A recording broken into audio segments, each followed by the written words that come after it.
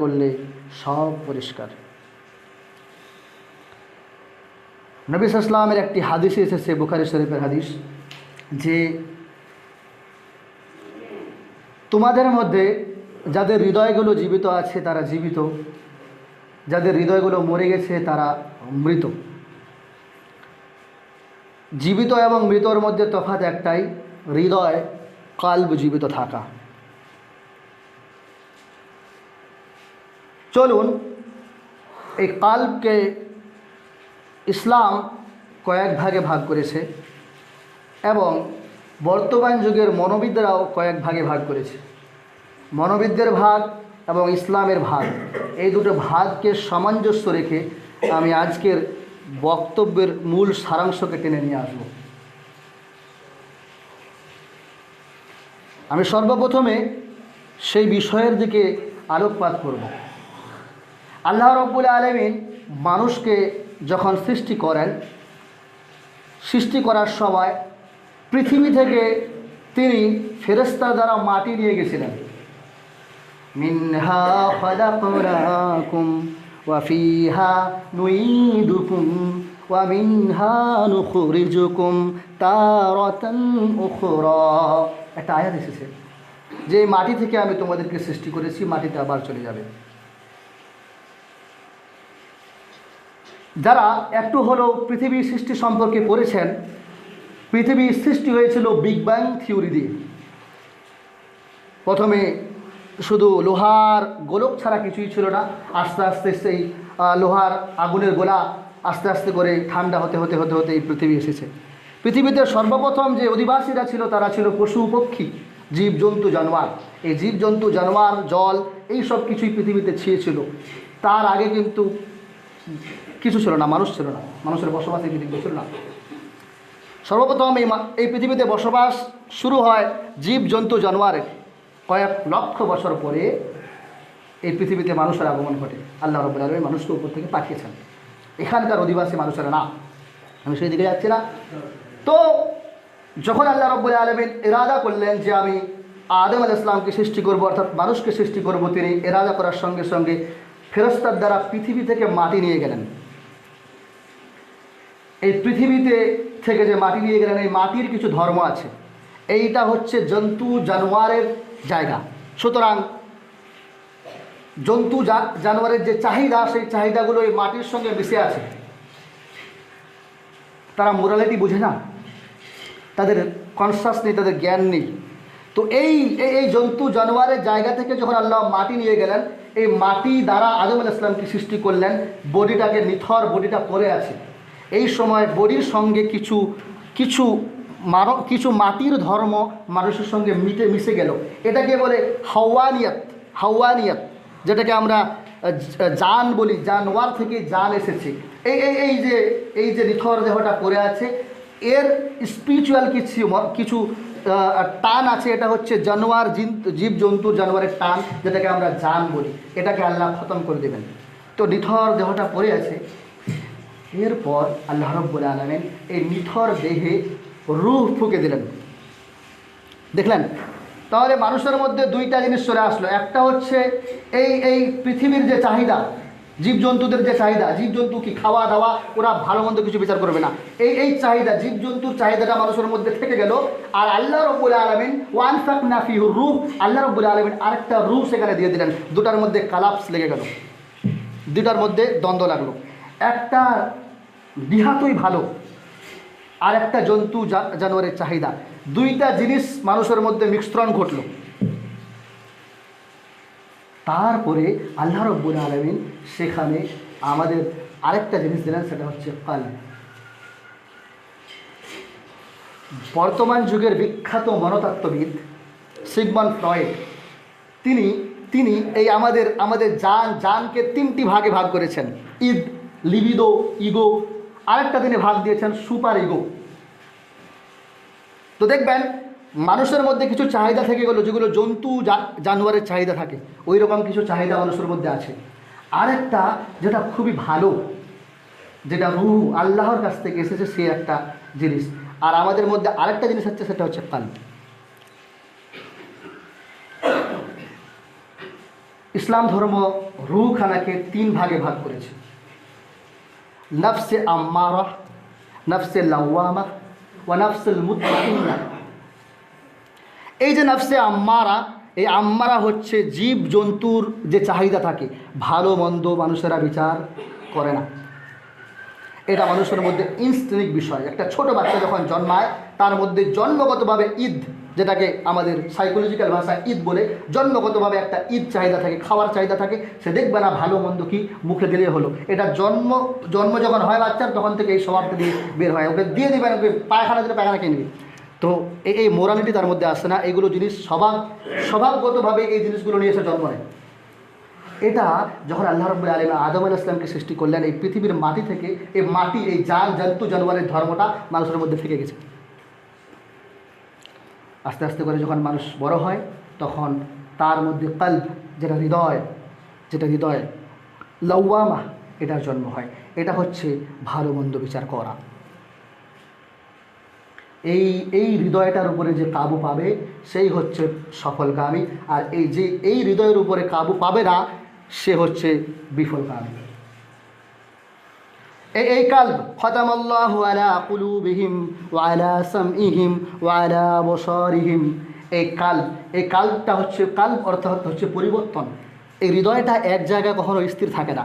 আমাদের শরীরে যতগুলো অঙ্গ আছে, অর্গ্যান আছে, এগুলো অনবরত চলে না, তারা রেস্ট নেয়। যখন ঘুমাবেন, আপনার মস্তিষ্ক 2-3 ঘন্টা রেস্ট নিয়ে নেয়, তারপরে স্বপ্ন দেখতে শুরু করে। আমাদের মস্তিষ্ক পর্যন্ত রেস্ট নেয়, আমাদের হাত রেস্ট নেয়, আমাদের চক্ষু রেস্ট নেয়, আমাদের কান রেস্ট নেয়, সব কিছু আমাদের শরীরে রেস্ট নেয়। কিন্তু একটা জিনিস বিশ্রাম নেয় না, সেটা হলো কাল। এই কাল পরিবর্তনশীল। এই কালকে লফসে লাওয়ামা বলা হয়েছে, যে এই কাল ভালো মন্দর বিচার করে। কিছুদিন আগে হয়তো মানুষটা খুব খারাপ ছিল, এখন খুব ভালো হয়ে গেছে, হতেও পারে, কারণ এই কাল হচ্ছে পরিবর্তনশীল। আল্লাহ রাসূল সাল্লাল্লাহু আলাইহি ওয়াসাল্লাম বলেছেন, তোমাদের অঙ্গের মধ্যে একটা জিনিস আছে, যে একটা মাংসের টুকরা আছে, সেটা যদি ভালো হয় তাহলে তার সব কিছু ভালো, সেটা যদি খারাপ হয় তাহলে তার সব কিছুই খারাপ। আল্লাহ রাসূল সাল্লাল্লাহু আলাইহি ওয়াসাল্লাম বলেছেন, তোমরা যখন কোনো পাপ করো, তখন তোমাদের অন্তরে একটা দাগ পড়ে যায়। যদি তখন তওবা করো, তখন সেই দাগটাকে আল্লাহ মিটিয়ে দেন। আবার যখন পাপ করো, আবার দাগ পড়ে যায়। যদি তওবা না করো, আবার পাপ করো, দাগটা বাড়তে থাকে। আবার যদি তুমি পাপ করো, তওবা না করো, দাগটা বাড়তে থাকে। দাগ বাড়তে বাড়তে বাড়তে বাড়তে কালো কুৎসিত হয়ে যায়। তখন আমার হৃদয়টা আর জিন্দা থাকে না, এই হৃদয়টা মরে যায়। এই হৃদয়ে মরে গেছে কিনা, এটাকে টেস্ট কীভাবে করব, সেই সম্পর্কে আজকে আমি আলোচনা করব।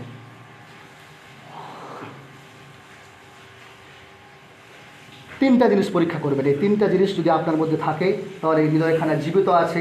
আর 3টা জিনিস যদি না থাকে, তাহলে হৃদয়খানা আপনাদের মরে গেছে। এই মরে যাওয়া হৃদয় নিয়ে যদি আমরা যাই কবরে, তাহলে এই হৃদয় আপনার উত্তর দিবে না। কারণ জিন্দা হৃদয় কবরে উত্তর দেয়, মৃত হৃদয়ে উত্তর দেয় না, সে তো মরে গেছে। তো এই হৃদয়কে কীভাবে টেস্ট করব, সেই সম্পর্কে এই বিষয়গুলো হাদিস শরীফে এসেছে, যে আলা বিযিকরিল্লাহি তাতমাইন্নুল কুলুব। যখন আল্লাহর কথা তোমার কানে এসে পৌঁছায়, তখন তোমাকে ভালো লাগে না খারাপ লাগে? যদি খারাপ লাগে, তাহলে ভেবে নিও এই দিল, এই অন্তরের ট্রিটমেন্ট আপনাকে করতে হবে, মরে গেছে। নামাজের সময় তুমি কি চঞ্চলতা অনুভব করো, না ধীর স্থির একটা মন তোমার নামাজের মধ্যে থাকে? যদি চঞ্চলতা অনুভব করো, তাহলে ভাবো যে তোমার অন্তরখানা মরে গেছে, থাকতে চায় না। যায় খতামাল্লাহু আলা কুলুবিহিম ওয়া আলা সামইহিম ওয়া আলা আবসারিহিম। এই মোরা হৃদয় নিয়ে যদি আমরা কবরে চলে যাই, তাহলে আমাদের থাকার স্থান জাহান্নাম। আমি বললাম, আমাদের হৃদয়ে তিনটা খেল আমাদের হৃদয়ের। একটা হচ্ছে পশু জীবজন্তুর যেই চাহিদা, সেই জীবজন্তুর চাহিদা আল্লাহ রাব্বুল আলামিন আমাদেরকে দিয়ে দিয়েছে। মোরালিটি বলে না, যখন আমাকে খিদা লাগে, খিদা আপনাকে মানে না, সেটা হারাম না হালাল, খাই তো জান বাঁচে। এটা হচ্ছে এই যে জন্তুর চাহিদা, এটা আল্লাহ রাব্বুল আলামিন দিয়েছেন। কিন্তু কনসাস যেটা বিচার করবেন, সেটা আল্লাহ রূহ দিয়েছে। এই রূহের আলো যখন আপনার হৃদয়ে পড়ে, তখন আলোয় আলোকিত হয়ে যায়। যদি বারবার আমি গুনাহ করতে থাকি, তখন এই হৃদয় কালো হয়ে যায়। আর কালো হৃদয় যখন হয়ে যায়, খতামাল্লাহু আলা কুলুবিহিম, তার হৃদয়খানাকে আল্লাহ তালা মেরে দেন। একটা হাদিসে এসেছে, যদি কোনো ব্যক্তি পরপর 3টা জুমা মিস করে দেয়, তাহলে সেই ব্যক্তির অন্তরে একটা দাগ দিয়ে দেওয়া হয়, বা তার খাতায় একটা দাগ দিয়ে দেওয়া হয়। এটা দাগ মেটানো খুব খুব টাফ, খুবই টাফ। হাদিসে যতগুলো শব্দ এসেছে এই দাগ মেটানো খুব টাফ। কারণ যদি পরপর 3টা জুমা মিস হয়ে যায় তাহলে মারাত্মক একটা খাতায় বা একটা দাগ তার হৃদয়ে পড়ে যায়। তো এই যে দাগগুলো আমাদের এই কালবের উপরে এই দাগগুলো পড়তে থাকে। যখন বেশি হয়ে যায় তখন অন্তরটা আমাদের মরে যায়। কীভাবে টেস্ট করবো যে অন্তর মরে গেছে না জীবিত হয়ে আছে? আমি আপনাদেরকে বলে দিলাম। এখন এই অন্তরকে জীবিত কিভাবে করব, এই লাফসে লাওয়ামাকে কিভাবে কাজে লাগাবো, সেই সম্পর্কে আমি কিছু আলোচনা করে আমার বক্তব্যের ইতিটা নেব। আমার তৌফিক ইল্লা বিল্লাহ।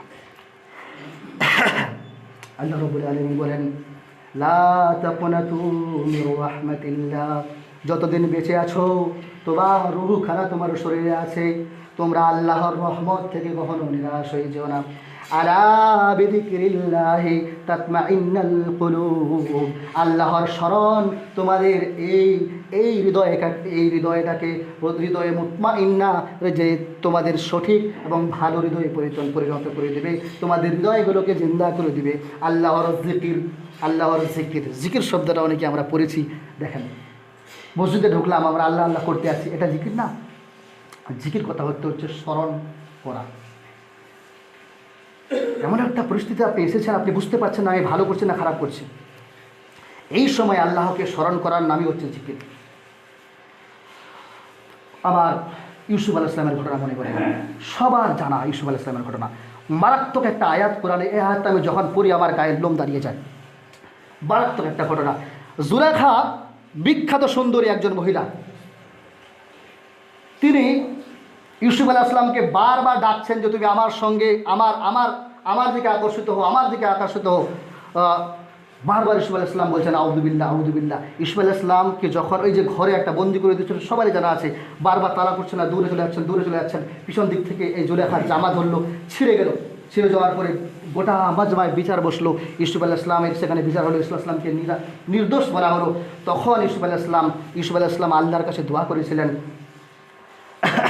ক্বালা রব্বিস সিজনু আহাব্বু ইলাই মিম্মা ইয়াদউনানি। তিনি হাঁটু গেড়ে বসে গেছেন, হে আল্লাহ, আমি মানুষ, আমার মধ্যে 3 ধরনের কাল্ব আছে। আমার মধ্যে যৌবিক চাহিদা আছে, আমার মধ্যে জন্তুর চাহিদা আছে, আমার মধ্যে রুহারে কাল্ব আছে। হে আল্লাহ, আমি জানি না আমার এই কাল্বের উপরে কখন যৌবনের চাহিদা বোঝ পড়ে যাবে আর আমি পথভ্রষ্ট হয়ে যাব। ক্বালা রাব্বি ইন্নী আহাব্বুস সিজনু ইলাইয়া মিম্মা ইয়াদউনানি। হে আল্লাহ, তুমি আমাকে জেলখানায় ভরে দাও। তারা আমাকে যেই জায়গায় ডাকছে সেই জায়গা থেকে জেলখানাটা বেশি উত্তম। হে আল্লাহ, আমি জেলখানা থাকতে পছন্দ করি, কিন্তু এই পাপে লিপ্ত হতে চাই না। ইউসুফ আলাইহিস সালামের দোয়া আল্লাহ কবুল করে নিলেন। ইউসুফ আলাইহিস সালামকে 12 বছর জেলখানায় রাখলেন। এই পাপ থেকে বাঁচার জন্য 12 বছর জেল থাকা পছন্দ করেছিলেন হযরত ইউসুফ আলাইহিস সালাম। এটাই হচ্ছে কালবকে নিয়ন্ত্রণ করা, এটাই হচ্ছে আলা বিযিকরিল্লাহি তাতমাইন্নাল কুলুব, যে আল্লাহর স্মরণ তোমাদের এই হৃদয়কে জিন্দা করে দিবে। এই জিন্দা হৃদয় নিয়ে যদি তোমরা আমার কাছে আসো তাহলে তোমরা সাফল্য, আর যদি জিন্দা হৃদয় নিয়ে না আসো তাহলে তোমরা বিফল। এই হচ্ছে জিন্দা হৃদয়। এই হৃদয়কে কিভাবে আমরা ম্যানিপুলেট করব তার একটা নকশা আল্লাহ রাব্বুল আলামিন কোরআনে দিয়ে দিয়েছেন, আলা বিযিকরিল্লাহি তাতমাইন্নাল কুলুব। হযরত উমর ফারুক রাস্তা দিয়ে হাঁটতো, সেই রাস্তায় শয়তান হাঁটতো না। এই উমর ফারুক একটা লাঠি নিয়ে থাকতেন। এই লাঠি নিয়ে তিনি যেদিকে যেতেন মনে হতো গোটা পৃথিবীকে তিনি নিজের দিকে নিয়ে চলে যাবেন। এই উমর ফারুক এমন শাসন করেছিলেন, একদিন গভীর রাতে একটা মহিলা উট নিয়ে চলে যাচ্ছে। সে উটের লাগাম ধরে নিয়েছে কেউ সামনে গিয়ে। তো উমর রাদিয়াল্লাহু তাআলা আনহুর শাসন চলছে সেই যুগে। তো উটের লাগাম কেউ একজন এসে ধরে নিয়েছে মহিলার সামনে। তখন মহিলা উটে যে বসেছিল সেই মহিলা বলছে যে হয়তো উমর মরে গেছে, নাহলে যে তুমি সামনে আছো সেই লোকটা তুমি উমর। হয়তো উমর মরে গেছে, নাহলে যে লোকটা সামনে আছে সে উমর। এই ছিল উমর রাদিয়াল্লাহু তাআলা আনহুর শাসন ব্যবস্থা। উমর রাদিয়াল্লাহু তাআলা আনহু যখন এইভাবে শাসন কার্য পরিচালনা করছেন, সেই সময় একজন বেদুইন এসে উমর ফারুক রাদিয়াল্লাহু তাআলা আনহুকে সামনাসামনি বলে দিল যে আপনি অন্যায়কারী, আপনি ঠিকমতো বিচার করেন না। আশেপাশে সাহাবায়ে কেরাম রাদিয়াল্লাহু তাআলা ছিল, তাদের চোখ লাল হয়ে গেল। কেউ তাদের তলোয়ারের খাপে হাত দিয়ে দিয়েছে, তলোয়ার বের করবে, মাথার ঠোঁট একদিকে করে দেবে। উমর ফারুক রাগী মানুষ ছিলেন, খুব গভীর রাগে তিনি সামনে চলে আসছেন, গভীর রাগে তিনি সামনে চলে আসছেন।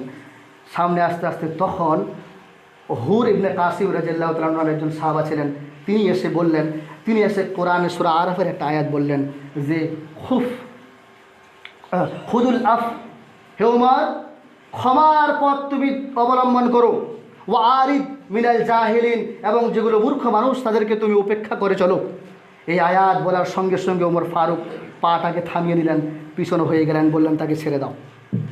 ওমর ফারুক সামনে একটু গিয়ে তারপরে উপরের দিকে তাকিয়ে বলছেন, হে আল্লাহ, যদি আমি অন্যায় করে থাকি তুমি আমাকে ক্ষমা করিও, হে আল্লাহ, আমি যদি অন্যায় করে থাকি তুমি আমাকে ক্ষমা করিও। বিখ্যাত একজন শাসক, তিনার সামনে যখন আল্লাহর আয়াত তেলাওয়াত করা হলো যে হ্যাঁ আমি এটা ভুল করতে যাচ্ছি, ভুল বুঝতে পারলো, সঙ্গে সঙ্গে পা পিছনে নিয়ে নিলেন। এই ছিল ওমর ফারুকের ধর্ম। এই হচ্ছে কালবকে নিয়ন্ত্রণ করার পদ্ধতি। আলা বিযিকরিল্লাহ তাতমাইন্নুল কুলুব, আল্লাহর স্মরণ তোমাদের এই মৃত মৃত মৃত মৃত যে রূহ আছে সেটাকে জীবিত করে দেবে।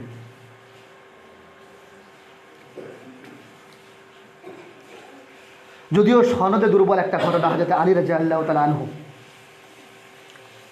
যুদ্ধ করছেন, যুদ্ধ করতে করতে করতে করতে প্রখরতায় যুদ্ধ, একজন মানুষকে নিয়ে হযরত আলী রাদিয়াল্লাহু তাআলা আনহু পড়ে গেছেন, মানুষকে মারতে মারতে মানুষটা একদম নিথর হয়ে পড়ে গেছে।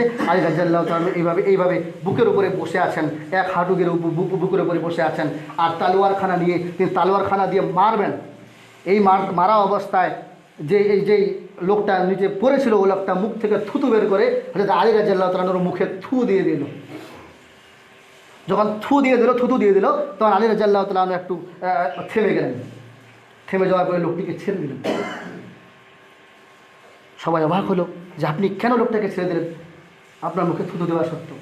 তিনি তখন বললেন যে আমি যুদ্ধ করছিলাম আল্লাহর জন্য, যখন আমি তাকে মারতে যাচ্ছিলাম আল্লাহর জন্যই মারতে যাচ্ছিলাম, কিন্তু যখন সে আমার মুখে থুতু দিয়ে দিল তখন আমার নাফস রেগে গেছে।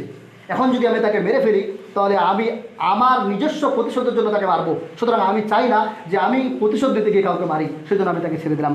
এই আচরণ দেখে সেই লোকটা ইসলাম ধর্ম গ্রহণ করে নিয়েছিল। এই ছিল যেটা লাওয়ামা, নাফসুল লাওয়ামাকে কন্ট্রোল করার, নিয়ন্ত্রণ করার পদ্ধতি সাহাবা ইকরাম রাদিয়াল্লাহু তাআলা আনহুদের। হাসান বাসরি রাহমাতুল্লাহ আলাইহি বিখ্যাত একজন আলেম, তিনি বলেছেন যে তোমরা নাফসকে শাসন করতে শেখো, নাহলে নাফস তোমাদেরকে শাসন করবে। তোমরা নাফসকে শাসন করতে শেখো, নাহলে নাফস তোমাদেরকে শাসন করবে। এই হচ্ছে নাফস। আমি বললাম তিনটা নাফসের খেল।